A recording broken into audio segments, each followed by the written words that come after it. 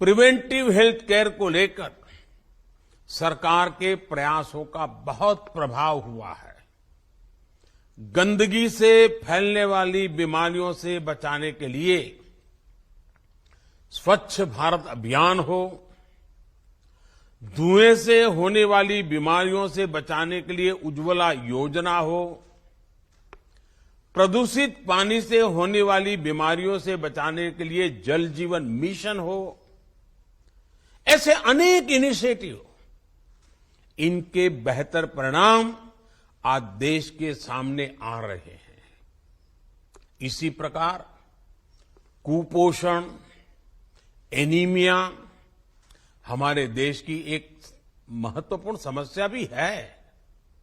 इसलिए हमने राष्ट्रीय पोषण मिशन शुरू किया और अब तो खुशी की बात है, मिलेट्स यानी श्री अन्न, जो कि एक प्रकार से सुपर फूड है, न्यूट्रिशन के लिए, पोषण के लिए महत्वपूर्ण फूड है और जो हमारे देश में बहुत स्वाभाविक रीते हर घर उसे परिचित है।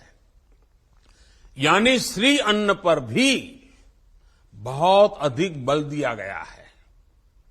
भारत के प्रयासों के कारण ही इस वर्ष को संयुक्त राष्ट्र द्वारा इंटरनेशनल ईयर ऑफ मिलेट्स के रूप में मनाया जा रहा है। पीएम मातृवंदना योजना और मिशन इंद्रधनुष जैसे कार्यक्रमों से हम स्वस्थ मातृत्व और स्वस्थ बचपन सुनिश्चित कर रहे हैं। योग हो, आयुर्वेद हो, फिट इंडिया मूवमेंट हो, इन्होंने लोगों को बीमारियों से बचाने में मदद की है।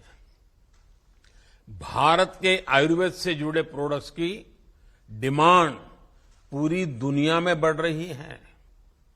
भारत के प्रयासों से WHO का ट्रेडिशनल मेडिसिन से जुड़ा ग्लोबल सेंटर भारत में ही बन रहा है।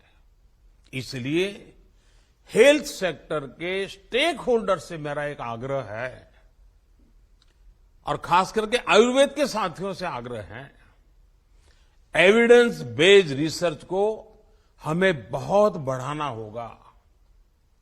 सिर्फ परिणाम की चर्चा पर्याप्त नहीं है, प्रमाण भी उतने ही आवश्यक है। इसके लिए आयुर्वेद के क्षेत्र में काम करने वाले उद्यमियों को, रिसर्च से जुड़े साथियों को जोड़ना होगा, उनको आगे आने होगा। साथियों, आधुनिक मेडिकल इंफ्रास्ट्रक्चर से लेकर मेडिकल ह्यूमन रिसोर्स तक देश में हो रहे प्रयासों का एक और पक्ष है। ये जो नई फैसिलिटी देश में तैयार कर रहे हैं, नई कैपेसिटी तैयार कर रहे हैं, उसका लाभ सिर्फ देशवासियों को स्वास्थ्य सुविधाओं तक सीमित नहीं रहने वाला है। All right, and with that, we are heading into a very, very short break. On the other side, you're watching the Breaking News Show, which means we'll return with all of the country's top stories. And right before we let you go, we'd like to tell you that you can connect and ideate and innovate with some of the most celebrated names in India's booming fintech industry space.